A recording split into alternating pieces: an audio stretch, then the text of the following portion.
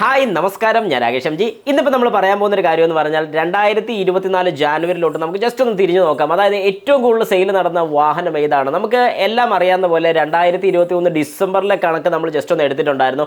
ആ ഒരു കണക്ക് പ്രകാരം നമ്മൾ നോക്കിയപ്പോഴേക്കും ഏറ്റവും ടോപ്പ് നിന്നത് നമ്മുടെ ടാറ്റയാണ്. പക്ഷേ ശരിക്കും പറഞ്ഞാൽ ഈ ഒരു 2024 ജാനുവരി ആയപ്പം ടാറ്റ കൊണ്ടുപോയോ? ഒരു കാരണവശാലും ടാറ്റ കൊണ്ടുപോയില്ല, മാരുതി കൊണ്ടുപോയി. നമുക്ക് ജസ്റ്റ് ഒന്ന് നോക്കാം ടോപ്പ് 15 സെല്ലിംഗ് കാർസ് ഏതൊക്കെയാണെന്ന് ജസ്റ്റ് ഒന്ന് നോക്കാം. എല്ലാവർക്കും welcome back to my channel MJ Explore.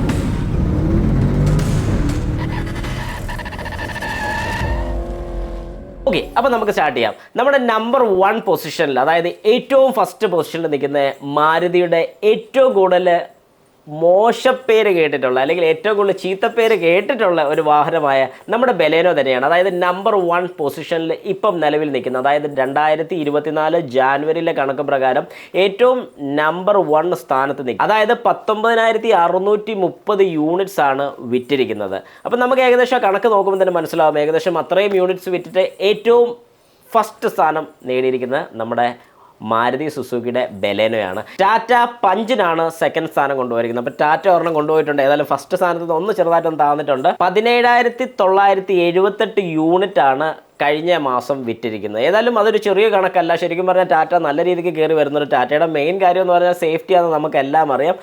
എന്നിരുന്നാലും വാഹനം വലിയ കുഴപ്പമില്ലാത്ത രീതിയിൽ തന്നെ, നല്ല രീതിക്ക്, വലിയ കുഴപ്പമില്ലെന്ന് പറയാൻ പറ്റില്ല, നല്ല രീതിക്ക് തന്നെ സെയിൽസ് പോകുന്നുണ്ട്. ഇനി നമ്മുടെ 3-ാം സ്ഥാനം മാരുതി സുസുക്കിയുടെ വാഗണാറാണ് 3-ാം സ്ഥാനം കൊണ്ടുപോയിരിക്കുന്നത്. ശരിക്കും പറഞ്ഞാൽ വാഗണാറിന് നേരത്തെ ഒരു അപേക്ഷ നോക്കുകയാണെന്നുണ്ടെങ്കിൽ അത് പിന്നെയും കയറി വന്നിട്ടുണ്ട്. 17,756 യൂണിറ്റ് ആണ് ശരിക്കും മാരുതി വാഗണാറിന് സെയിൽ നടന്നിരിക്കുന്നത്. 4-ാമത്തെ പൊസിഷൻ വരുന്ന ടാറ്റ നെക്സോൺ ആണ്. അതായത് നെക്സോൺ നമുക്കെല്ലാം അറിയാം, കഴിഞ്ഞ പ്രാവശ്യം 1-ാം സ്ഥാനത്ത് നിന്ന് നെക്സോൺ ഇപ്പോൾ ഏകദേശം 4-ാം സ്ഥാനത്തിലോട്ട് വന്നിരിക്കുകയാണ്. 17,182 യൂണിറ്റ് ആണ് ടാറ്റ നെക്സോൺ വിറ്റിരിക്കുന്നത്. ഇനി 5-ാമത്തെ പൊസിഷൻ നമ്മുടെ ഡിസയർ ആണ്. കഴിഞ്ഞ പ്രാവശ്യം സെക്കൻഡ് പൊസിഷനിലോളം ഏകദേശം നിന്ന വാഹനമാണ് ഇപ്പോൾ ഏകദേശം ഒരു 5th പൊസിഷനിലോട്ട് പുറകോട്ടൊന്ന് മാറിയിട്ടുണ്ട്. എന്നാലും ആ ഒരു റേഞ്ചിനകത്ത് തന്നെ നിൽക്കുന്നുണ്ട്. 16,773 യൂണിറ്റ്സ് ആണ് വിറ്റിരിക്കുന്നത്. 6-ാമത്തെ സ്ഥാനം മാരുതി സുസുക്കിയുടെ സ്വിഫ്റ്റ് ആണ് 6-ാം സ്ഥാനം കൊണ്ടുപോയിരിക്കുന്നത്. 15,370 യൂണിറ്റ് ആണ് സെയിൽ നടന്നിരിക്കുന്നത് ഈ പറഞ്ഞ ജാനുവരി മാസത്തിൽ.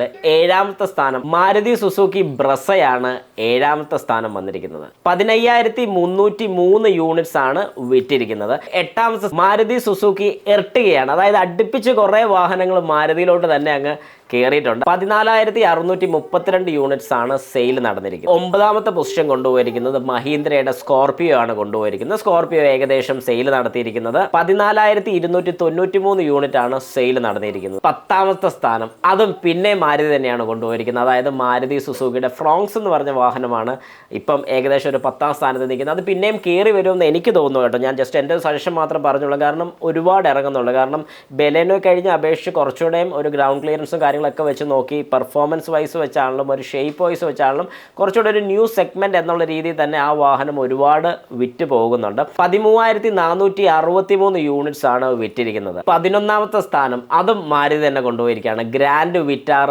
വാഹനമാണ് 11-ാമത്തെ സ്ഥാനം വന്നിരിക്കുന്നത്. 13,438 യൂണിറ്റ് ആണ് ഗ്രാൻഡ് വിറ്റാറ ഏകദേശം, അല്ലെങ്കിൽ ഗ്രാൻഡ് വിറ്റാറ വിറ്റിരിക്കുന്നത്. 12-ാമത്തെ സ്ഥാനം കൊണ്ടുപോയിരിക്കുന്നത് നമ്മുടെ ഹുണ്ടായി ക്രിട്ടയാണ് കൊണ്ടുപോയിരിക്കുന്നത്. 13,212 യൂണിറ്റ്സ് ആണ് വിറ്റിരിക്കുന്നത്.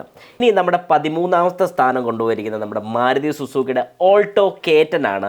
12,395 യൂണിറ്റ്സ് ആണ് ഓൾട്ടോ കേറ്റൻ വിറ്റ് പോയിരിക്കുന്നത്. 14-ാമത്തെ സ്ഥാനം മാരുതി സുസുക്കിയുടെ ഈക്കോയാണ്. കാരണം ഈക്കോ വാഹനമാണ് 14-ാമത്തെ പൊസിഷൻ. 12,019 യൂണിറ്റ്, അതായത് 12,019 യൂണിറ്റ്സ് ആണ് വിറ്റിരിക്കുന്നത് ജാനുവരി മാസത്തിൽ 2024. ലാസ്റ്റ്, അതായത് നമ്മുടെ 15-ാമത്തെ വാഹനം നമ്മുടെ ഹുണ്ടായി ആണ് കൊണ്ടുപോയിരിക്കുന്നത്. അതായത് ഹുണ്ടായി വെനു ആണ് ഈ ഒരു സെഗ്മെന്റിൽ, അതായത് 15th പൊസിഷനിൽ നിൽക്കുന്നത്. 11,831 11,831 യൂണിറ്റ്സ് ആണ് സെയിൽ നടത്തിയിരിക്കുന്നത്. അപ്പോൾ നമുക്ക് ഏകദേശം കമ്പാരിസൺ നോക്കുകയാണെങ്കിൽ 1 തൊട്ട് 15 വരെ നമ്മൾ നോക്കുമ്പോഴത്തേക്കും ഏറ്റവും കൂടുതൽ വാഹനം നമുക്ക് പറയാൻ സാധിക്കും മാരുതിയുടെ വാഹനങ്ങളാണ് ഏറ്റവും ടോപ്പായിട്ട് നിൽക്കുന്നത്.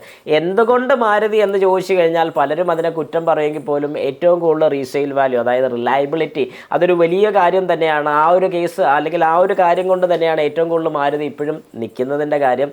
എന്നാൽ ബാക്കിയുള്ള വാഹനങ്ങൾ അത്ര റിലയബിൾ അല്ലേന്ന് ചോദിച്ചു കഴിഞ്ഞാൽ ആയിക്കൊണ്ടിരിക്കുകയാണ്. പക്ഷേ ഇനി ഉടനെ തന്നെ ആകും എന്ന് തന്നെ നമുക്ക് വിശ്വസിക്കാം. ഏതായാലും അടുത്തൊരു വീഡിയോ കാണാം. എല്ലാവർക്കും ഗുഡ് ബൈ.